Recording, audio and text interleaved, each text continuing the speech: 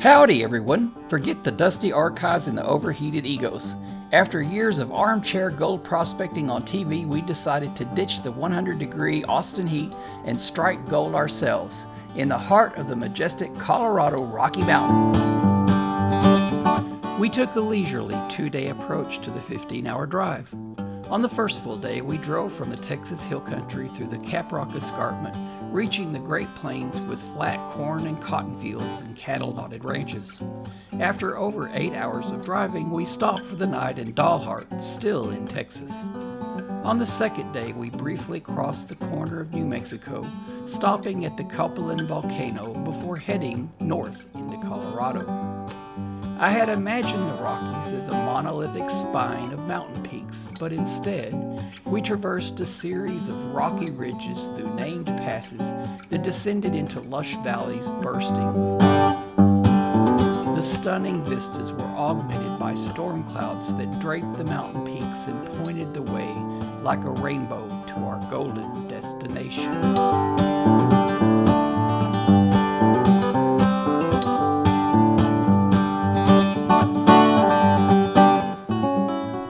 Twisting through Copper Gulch, our Google Maps adventure unfolded.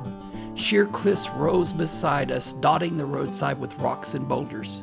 Yet beauty bloomed amidst the danger, fields of Ochoa cacti bursting with vibrant pink and yellow flowers.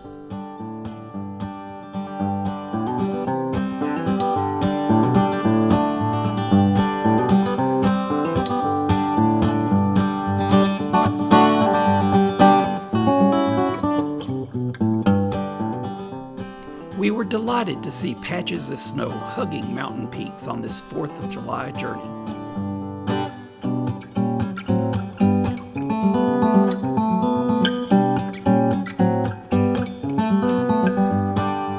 Growing up in West Texas, where creeks seldom flow, we stopped several times to admire the Arkansas River near Buena Vista and quench my desire to see flowing water.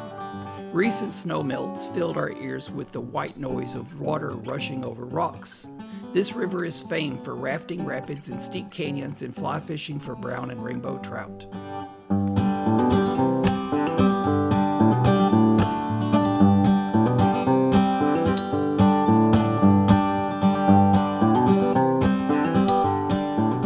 Inga laughed at a sign that said, "Beware of the buffalo," but shortly we encountered herds of buffalo. Later, we watched the antelope graze, and a majestic elk warily watched us pass by, running off too quickly for us to photograph.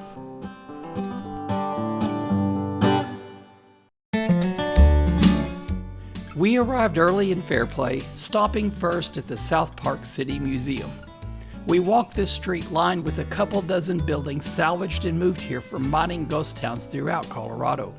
From drugstores, saloons, and assay offices, and even a brewery, each building was filled with the stuff of daily living from the late 1800s when gold and silver mining flourished in Colorado.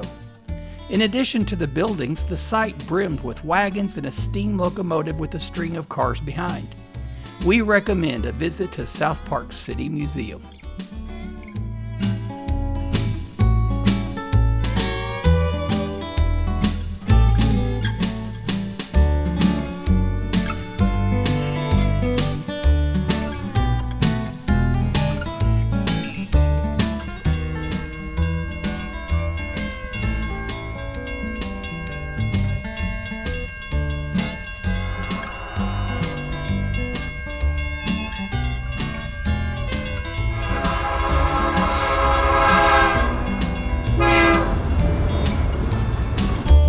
Our 2-bedroom cabin on the outskirts of Fairplay was a cozy dream. Brand new and super comfy, it even had a fancy electronic dartboard. We laughed a lot, tossing darts surprisingly well. A happy little stream babbled along at the end of the road, and trout rising dimpled the beaver ponds.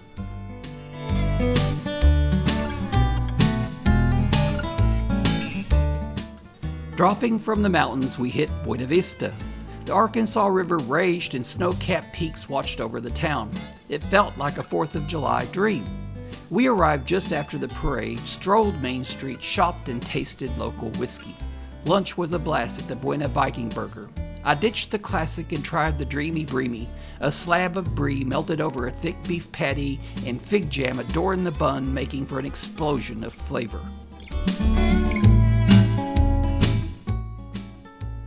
Our gold prospecting odyssey began with a simple $10 permit from Fairplay. We were hot on the trail of history, you see. From 1941 to 1952, a colossal dredge scraped the South Platte riverbed clean, hauling off chunky gold by the ton. But the big guys couldn't get it all. They left behind a bounty of tiny gold flakes hidden in the tailings. After some initial digging and panning, I stumbled upon a mysterious hole. Figuring someone wouldn't dig for nothing, I decided to delve deeper. And guess what? I hit a gold layer. Tiny flakes barely visible, but it was the treasure of our dreams.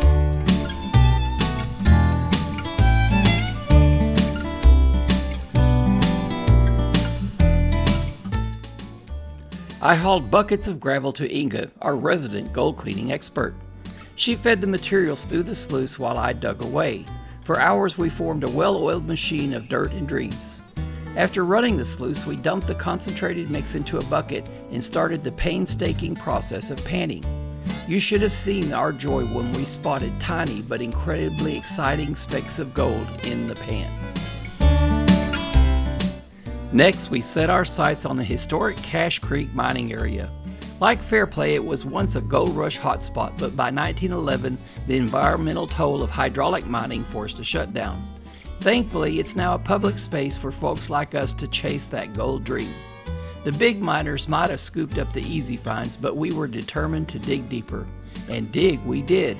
Not only did we discover more flakes, but we even found a few tiny nuggets hidden in the gravel.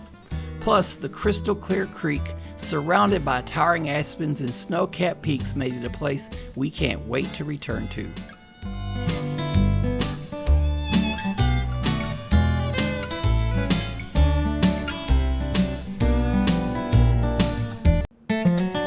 Now it's time for the magic to happen. I'm panning the concentrated gold-bearing material to separate the precious metal. The sluice box did a fantastic job of capturing dirt, gravel, black sand, and of course gold. By gently shaking the pan, the heavier black sand and gold settled to the bottom. I carefully wash away the lighter stuff, leaving a mixture of black sand and gold. With a bit more swirling, I can separate the gold from the stubborn black sand. Vigorously tapping on the edge of the pan concentrates the gold into a small area, making it easy to suck up with my snuffer bottle.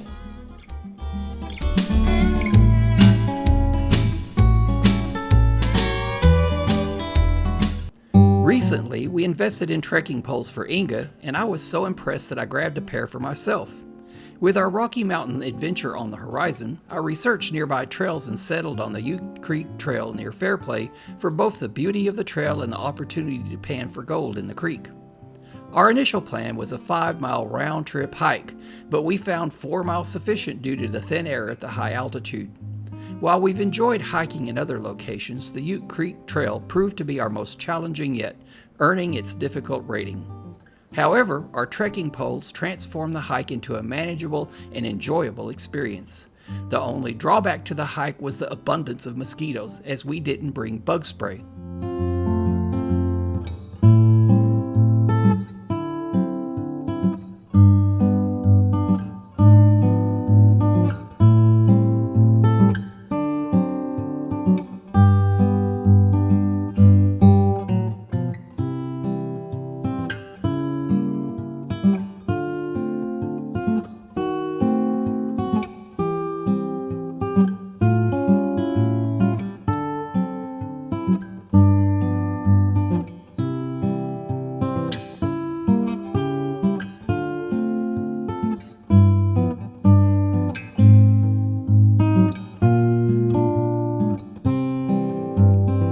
I found a glory hole in the creek to pan for gold, but rushed through the process for no gold as the swarms of mosquitoes drove me away.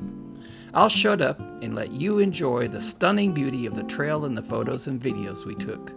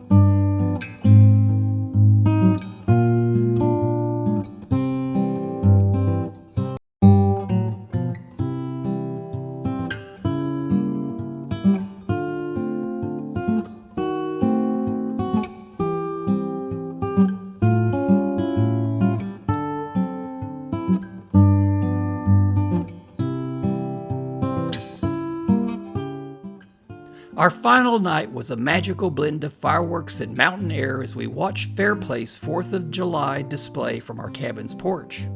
As we bid farewell to the Colorado Rockies, we knew this wouldn't be our last visit. The allure of gold panning, hiking, rafting, and fly fishing will undoubtedly draw us back to this stunning landscape for many summers to come.